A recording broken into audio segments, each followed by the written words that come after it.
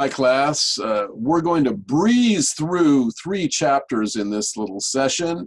I'm not going to play many videos. I'm just going to go right to the notes because we're going to cover scene design and costume and lighting and sound. So here we go. I've got this nice little shot of a wonderful sketch of a scene. And scene design is a creative field. Look at all the colors and the different shapes and this invention of this set. And also look at how usable the set is. You've got people here, here, here. They can go under, they can go over, they can come around here. So there's lots of different places for actors to work, and there's lots of color in the set. So it's really a wonderful design, a good place to start. Okay, what does a designer do? Well, first of all, a designer is just a wonderful job. All these jobs in tech are just wonderful jobs, and a lot of times people in theater get started by wanting to act, but they find that their passion may lie in design, and it's wonderfully rewarding. So you got to create a set. You've got, you got to have a set that people can walk on it. Can you walk on this without, falling, or is the set going to collapse? That's a practical consideration. Are the doors big enough for people to get in and out of? Is there space? And there's all kinds of related fields in set design. There's carpenter and, seamstresses and welders and electricians and architects and, just mechanical engineers, and everything is involved, the drafting, the art. So lots of different ways you can pull in designers and workers for your show. I think of when they did, the Lord of the Rings trilogy, was it director Jackson, Peter Jackson in New Zealand. They had an army of people making these goblets and, all these design things and the shields and the armor. That was all made by this crew in New Zealand. So, they're working on this thing for a couple of years, but they create this whole world, and that's what a designer does. Okay, the goals of a design are to set the tone, the style, where's this at, what's the period. When you look at this picture here, you see it's kind of a ramshackle, sort of place. Could be like a cabaret, it could be a bar, could be an old hall, but it indicates that it's first of all, it's kind of beat up. It's and the tone of it's kind of this sort of weathered look. This period that could be somewhere in the 1900s. It could be, could be 1900, it could be 1950, it could be 1930, but it definitely looks kind of 20th century. There's maybe some indicators. The round door, the round windows in the door indicate maybe a certain period. There's a metal radiator. But the guitar and the cello and things, those are type of piano. That could be in several periods. Locale, where's this at? Well, I would say it looks like maybe it's in America. Maybe it could be like New Orleans or Kentucky, or maybe it's a bar in Chicago. So maybe it's somewhere in America. It could be kind of timeless. The style, the period, it looks kind of realistic. You don't think you're going to have a comedy here in this kind of a set. It looks kind of beat and it's got this air of kind of, this is real. So, all that information the audience gets once they first come in and look at the stage, if they've opened the curtain on it. So the audience absorbs this. So they already come knowing what generally they're looking at, maybe they can expect. And then they also have this design concept. Now, this was the stage version of The Lion King. So the whole thing about the circle of life, the song. So we've got this big, huge spherical sun as this backdrop. So that's kind of a metaphor. It's a central image, or it's a metaphor for, the circle of life. And this design concept, when Julie Taymor created the look for The Lion King, she talked about, shall we just, have everybody dress up like animals and kind of prance around? But, she was influenced by some, some of the puppets, the Eastern, the style of puppetry.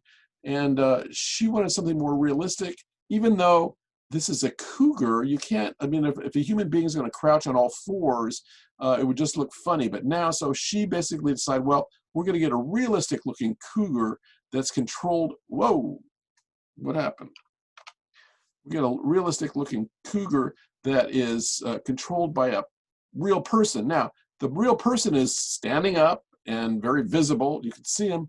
But after a while, just like wearing the masks in the Greek theater, you kind of lose that and you get caught up in the beauty of this animal that's moving like a real animal. And so the human being kind of fades out. Now, with the giraffes, you can see here's the body here, there's the head, there's the shoulders, and they're and obviously, so it's easier for a human being to play part of those. But the whole magic of theater is that we know it's a play, but yet these are wonderful, the acting and the way the movement, they make it real. And we, again, with our willing suspension of disbelief, we enter the world of that play. Now, the design concept. This play looks like a mess. There's all kinds of different people with costumes, so you don't know what period. Maybe it's just a multi-period. It's a goulash. There's a chair hanging on the wall. There's a disembodied face here that's split right in the middle. And again, central image. This would be a central image of a fractured person. So it suggests a fractured world, kind of a schizophrenic world, a world where anything goes. You've got someone in a Renaissance costume, this sort of English-looking gentleman, guy in a Hawaiian shirt, this lady who looks like she's maybe from a Middle Eastern or an African country. Just a whole plethora of different styles, kind of melding in. So it's going to tell you as an audience, well, this play is going to be anything goes. Anything's going to go here. So what do we expect? Well, we'll just sit back and see. Designers also solve practical problems. You've got to, look at the design going in this curved bridge. We need a curved bridge. We got to get to the tree. Look at building a tree. That's fake, but they did a nice job on it. How about this one over here? We have a ship. How are you going to do a ship on stage? You could have the ship go sideways, but then the actors would just be all up on the ship and you really couldn't see anything. So what they decided was, well, we'll lay the ship out perpendicular to the audience, and it looks like we're looking down on it. The main floor will be there, and you can jump off it. That way the actors can jump off it to do stuff. But they've got this ship here like this, and then they've got this mast. This beautiful mast, or several masts coming up for the height. And so, with sound effects and lighting and stuff, and if you took the lights out on the side of the planks there, you would be on a ship, and the audience would again buy that, because that's what the audience is. The audience uses their imagination to invest in it. But it's a beautiful practical design, practical problem. How do you do a ship in a stage? Okay, the stage areas are what we're using to work in. And this is a floor plan, a ground plan, and any kind of a performer or a director or a scenic designer, they have to use this. Like this is your apron, and down center is the front of the stage, center stage. That's where all the vainglorious actors like to stand. And then you've got upstage here. And the reason this upstage and downstage was, in the old days, the stages were slightly tilted so that the audiences could see better. So they raked. There's a rake. And so going upstage literally meant you went up there and when you went downstage. So that's how the terms upstage and downstage came to be. And stage right is basically audience left. So if you're an audience member and looking on your left side, from the actor's point of view, now I'm an actor and I'm looking out at the audience. So my stage right is over here, but if I'm switching around, then from the audience, that's going to be left. So it's the opposite of what the audience sees. So stage right, stage left, as opposed to audience right, audience left. They're the opposite. It's like a mirror. And this ground plan here is a really good, handy device for when you're roughing out a floor plan for a scene design. because you want to have places. First of all, you need to have a place for the actors to move in. You need to have some kind of open space, generally down here, where the actors can move. And you have to know where your entrances are, you know, and you know, if you've got windows that you're looking at, you know, you have to have backing so that you can't see the back of the stage there.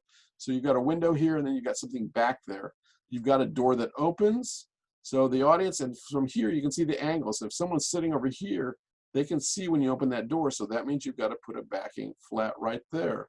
So it gives you that information, and also if it's in scale, you can see, okay, I've got a desk. Do I have enough room to get from the desk around to the sofa? And then we have acting spaces here. Can I easily go in and go out? And then when I open that door again, there's a closet, so they're not going to look. There's got to be backing back there. So it gives you all kinds of practical information about a room for the actors to move on the stage. Can they comfortably move? Can we fit any more furniture, or do we need to take furniture away? So it really helps you solve those kind of problems. And literally, you could sketch this out on a napkin in a restaurant when you're talking. If you're the director talking to a designer, you can say, well, my plan is kind of like this, and you know, you kind of go that way. So it's very practical, and even a rudimentary ground plan can be very helpful in evolving a design. Some of the devices we use in theater, you know, theater is kind of the poor cousin of you know, television and film. They're working on the smaller budgets, so we use practical materials. This is a solid flat. It's called a Hollywood flat, basically because it's used a lot in television because it's a more solid wall. You use a lightweight 1/4-inch material, and you have some again, lightweight pine framing here and ribbit, so that way the whole thing is movable. And if you can't attach it to the floor, you put sandbags down that to hold the floor up. Now that's called a Hollywood flat. This canvas flat is like, basically it's like a picture frame. Basically, again, you would still have the same frame, but you would put the wood on the flat side instead of on the edge. So it goes around the flat, and then you just brace it, and then you stretch canvas over that like you would if you were doing a painting. You would stretch canvas and you'd size it with some kind of starch or glue to take, so that would kind of shrink the canvas and make it tight. And then you would paint over that. And you would have a lightweight frame wall that you could, again, store. If you make it in 4x8 sections, you could store it and then you could stack them. In our theater, we have a 40-foot wide stage. So we have 10 of those. Well, we have about 14 that we have in stock, and of that, and we have about the same amount of we have both. We have the canvas flat and the Hollywood flats. We have about 14, enough to make a room that's about 40 feet long by probably about 16 feet down. You know, I have enough wood for all that, and that's stored, and we reuse them. So over all the time I've been here, we've used them, and they've gotten heavier as we paint them, because each paint, you know, it takes weight to it. Some other devices that you would see are the turntable, and basically it's just like it says. It's built into the floor. You have to build up the floor. You can put a revolve underneath it. You put wheels on it, rotate it around, and it's a very good device. You have to have a deep enough stage to do it, because the stage we're in here is kind of shallow. So if we had just one, if we had like if this was the stage, well, let's say this is the stage, we would have, you'd have one here, you'd have to have one here, you'd have to have 3 revolves, but because our stage is not deep enough to have a big circle going around, so you need like a 30 by 30 space. And if you had one big revolve, then you could basically make your revolve in pie shapes and have 3 scenes and then spin it around. Trapdoors are good for like witches and goblins to come in and out of, or ghosts and things to pop through the floor. And then the fly loft is also essential, and you see that, and we talked about that in proscenium theater. That's where you drop things in so you can make really quick set changes. However, now that we're doing projection scenery, we are, phasing out of doing a lot of drops, because they're heavy and inexpensive, and you can do screen projections a lot quicker. Speaking of backdrops, this is where you would do a scene projection against a cyc, and then you have a see-through drop, which is a scrim. So these are scrims here. So if you have a scrim, and these are both versions of the scrim, if you light just the front, it looks solid. But then if you have light behind the scrim and light the people behind it, they light up. So it's a very cool kind of a simple effect, but you have to have that netted material for your scrim. And then the cyc or cyclorama is basically, it could be white, beige, or blue. A lot of times it's blue, and dance troops use the cyclorama to, because then you can just throw light up against. It's kind of a, just a general background that you can light, but you can also use it to project, projections on, slide projections on. Then you just have your regular curtaining, and you have your teaser up here, and your tormentor, which is the bottom side here like that. You have your side curtains, legs. So basically that's what makes up a regular kind of proscenium theater. Design elements. So elements of design, use line, texture, mass, composition, color. So there's lots of things going on in here. The lines in this space are mostly angular. So again, you see a lot of angle. You don't see many curves or anything, maybe the curve of the bed. The texture, well, you paint on a texture here to give it kind of a dimpled look, to give that a little more. If it was just flat, it would be more boring. Mass is an interesting, because it's like, is the cup half empty or is it half full? Do you see a lot of this open space here? So then you would say maybe there's not much mass. But if you see the bed and you see the walls, maybe you see mass from those. So it's kind of like, what do you mostly see? What does your eye take you to? The composition is, there's kind of an asymmetric balance, but you've got this whole blue, this whole blue wall bed combination has kind of weight and mass, as opposed to this orange wall, which doesn't have as much mass, but it's got a lot of area. So they kind of balance each other out. Like there's balance, and that's composition. That's good design. So you've got some contrasting colors. You've got the blue and you've got the orange, and you've got some different color varieties. You've got some texture to make it look interesting. So it's a kind of a pleasing, complicated design. Basically, the designer was trying to maybe make two rooms. Again, in theaters, a lot of times you'll do one scene in one room and one scene in the other. So if you switch your lights over, here, you have your bedroom scene, and then you switch the lights and maybe have a scene in the main room, or maybe you just play the whole thing down here. Maybe it's a one-room area. So I'm not quite sure what it is. It's a hotel room, but it kind of looks like it could be. Then here's another futuristic design. Same thing: line, mass, texture, composition, color. Again, lots of linear, lots of lines, straight lines. Composition, very symmetrical. If you put a ruler down the middle of this, one side would be exactly the same as the other. Obviously, the color, it's lots of blues, maybe a white in here. Texture, it's very kind of sleek and modern. So there's no wood or gravel or rough hewn. It's not a log cabin. So it speaks to being kind of modernistic and sleek and 21st century and space age and that kind of a thing. I think it was a game show set. And again, mass. This is actually a scale of a person. This is a chair.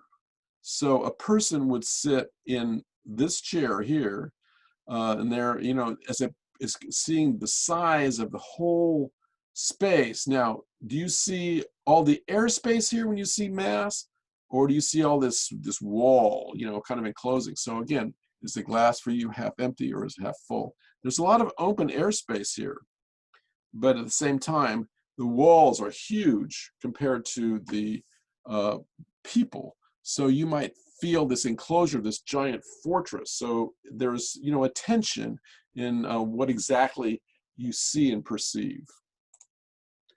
Special effects, even in the old days, they were looking for special effects. So even in Greek times, they had gods fly in on these kind of mechanized cranes, and they'd build smoke pots. and they'd have, you know, fan of flames for fog or for fire. They'd have, you know, they'd have thunder sheets, metal. They'd rattle metal for, you know, thunder. So there's always, we like our special effects. You know, think of all the action movies. You know, all the, you know, the gunshots and the explosions, all the special, all those things make up theater. So that's where design really comes in. Design enhances the story. You know, if you just saw a play that was just, you know, a couple of actors in a room just talking, it's kind of boring. You like all the added stuff. It's like the frosting on the cake. It makes everything just more interesting, colorful. It breaks up the monotony with different effects coming, different sounds, different looks, different lights. It all makes it better.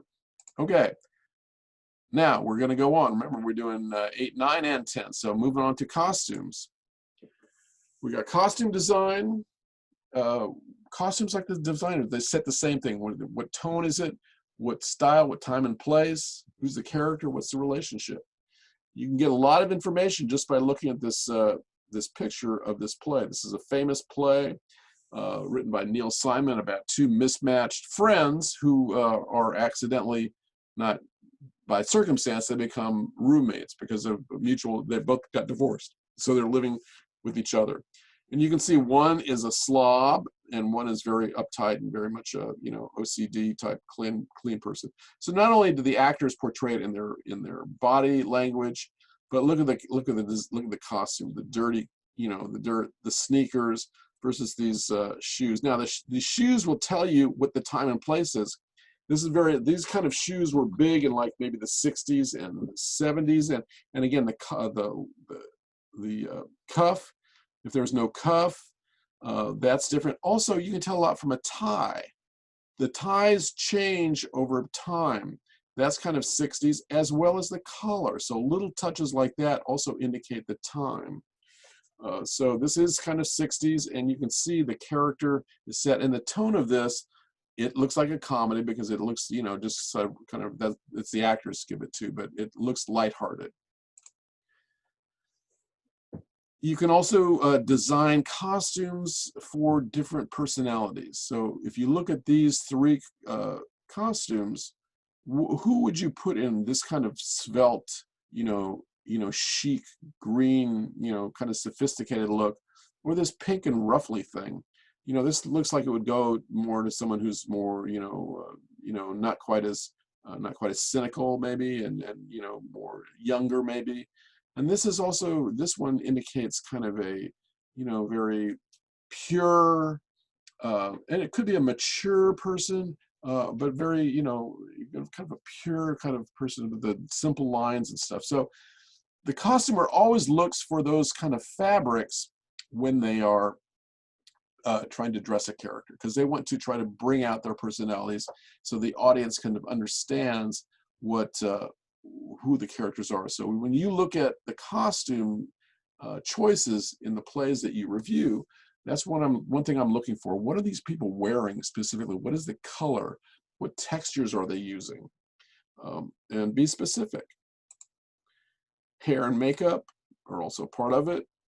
This again, you don't have to go to graduate school to understand.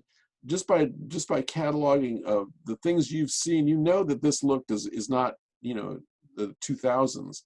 This is not even the 90s or the 80s. This looks kind of like, you know, maybe the 60s or 70s, this kind of, you know, hairstyle. And obviously this look doesn't look anywhere near the 20th century. This could be 1500s, 1600s, 1700s. People used wigs. They didn't bathe as much, and so they use that to cover themselves up. They perfume and dust and put those on. It was a style. So all of those go into creating the character and placing them in a particular era. Now, if you look at design through the ages, things were very simple. In the old days, they didn't have any sewing machines, so they had simple wraps in Greek and Roman times. And they didn't have a lot of clothes. They basically just you know, had maybe 2 sets of clothes that they wore. Their overclothes, and they just, you know, maybe they use this cape to as a blanket also, you know. And then this commoner, you know, you have boots to keep the mud off your. You just wipe the mud off that way, you know. And obviously, this person here has a very expensive outfit on that's very heavy, probably 20 pounds worth of clothes there. So obviously this person has a lot of money. Most people covered up well, but except this person looks like an exception. They've, you know, they don't have, they're just wearing basically hose, kind of a dandy look.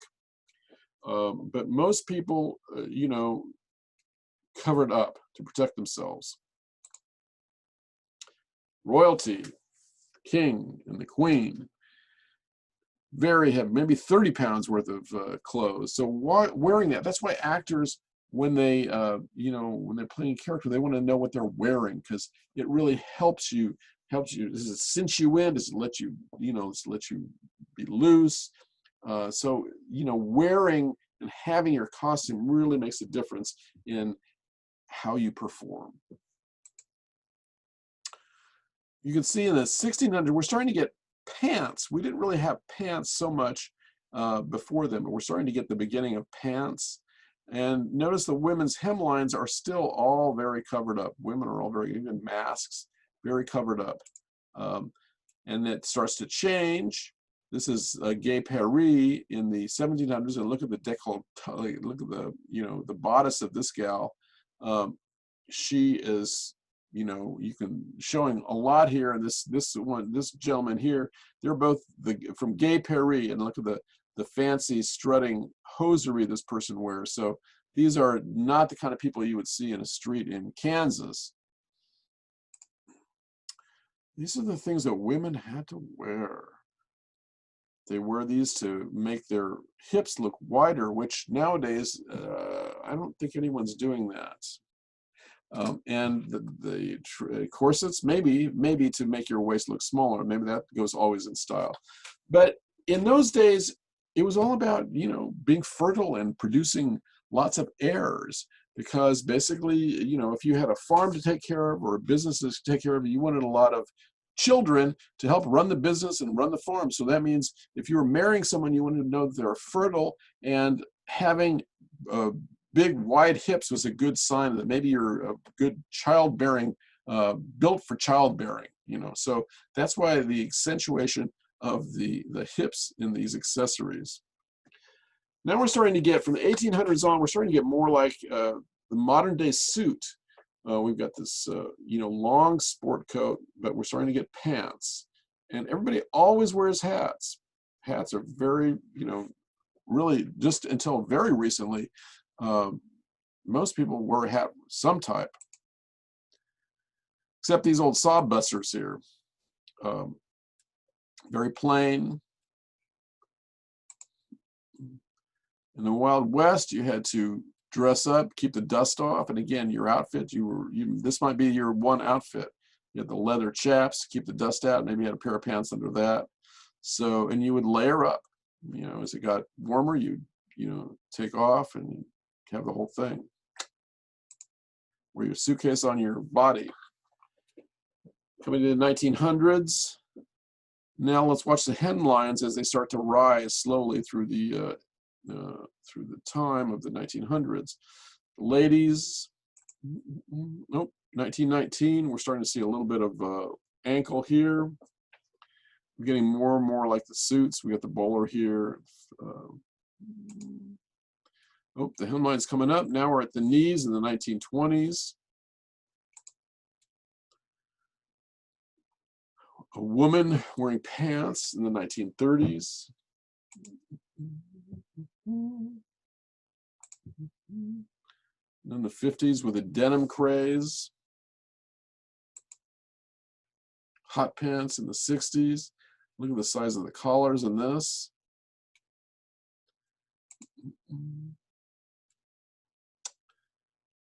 Yeah.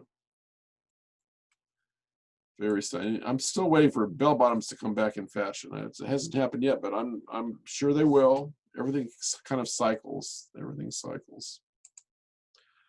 And then we've just got basically the look today, which is real casual. Again, everybody's wearing, you know, denim, whatever. You know, it's still casual and shirts hanging out. You know, people don't, not as many people wear belts nowadays. You know, just the whole emphasis is on just being loose and casual. Okay, last chapter. We're almost there. Lighting and sound. Lighting is really one of the last design elements, probably because electricity really didn't happen until about 1880 and onward. And in the early days, you just had sunlight, candles, so that limited when you could perform. You had to perform in the daytime, in the afternoon, or evening. You know, you could do candlelight performances, and they still had these. They had these covered, but even then, they had some kind of shutters that they could control some of the lights with. They even had rudimentary dimming. Gaslight was popular in the 1800s, but you burned a lot of theaters down, so that really wasn't practical. And so it wasn't until we really got electricity that lighting really took off as a design element. Once you could see how you could adjust lighting, Adolf Appia and Joseph Svoboda were one of the first people to really make use of that. You can see this is basically oil droplets, you know, an emulsion sprayed in the air, and then this light surrounds this. So now you can use light to define spaces. And once you can use light to define spaces, then you've got light as scenery. Light becomes scenery. You can use it as sets. And a good designer, it can be a very rewarding and complicated job. Basically, the lighting designer is, can we see the light? Can we see the people first? Can we see them? Are they illuminated? Where and when? It helps to define the time and place. And the composition and the focus. So obviously the focus here is on the witch. This looks like a scene from Wicked. And, you know, there's lots of things going. There's backlighting, top lighting. There's some, you know, ground lighting maybe here, you know, coming over here. Lots of different color, this kind of blues and purples in here. So it's a very complicated, sophisticated lighting design. Stage lighting, you can see it comes from, this is lighting is coming from a different angle, backlighting, so it's intense. Is it soft or is it harsh? Does this look soft or harsh to you? It seems like kind of a harsh light to me. Where does it move? It's moving from the top down. Your eye kind of follows it from the top down. And basically in stage lighting, you have this lighting coming from positions. Up in this, you mix lights on stage. You can mix light, blue light and yellow light mixed together come to be white light. So if you're in a pattern like this, rather than just having one light focusing on a person's face and illuminating it, you've got it from the side that gives more character and texture to their body. So you see a little bit of shadow, which helps give them texture. And again, you've got lights coming from the top, backlighting back there. Your focus is on this person up front. So it seems kind of like a soft kind of light. And obviously the mist or the fog is, you know, enhancing the picture too. The instruments that we have, some basic instruments are the Fresnel. And the Fresnel was named by a person whose last name was Fresnel. I used to kid say it was Joe Fresnel, but I'm not sure what is it, maybe Pierre. It was French. But he realized that if the old bulbs were literally that same size, so if this was a bulb, it would be bulging out like that. But what he realized is that when you notch it like that, you make notches in it, and see the notches in here, that you could still get the same effect as a full heavy glass light bulb, but there's so much less mass. So when it heats up, a lot of times those lights would crack. So all that weight of the glass would crack it. So by scoring the light this way and throwing all of this way, it makes it much lighter, but you can still have the same effect. So this is a very simple lighting instrument. It's basically one spherical reflector. You have one light source. It goes out through the light and comes that way. So it creates a soft focus light that is generally used for just like illuminating a room. You know, television studios could use it just for just general kind of lighting.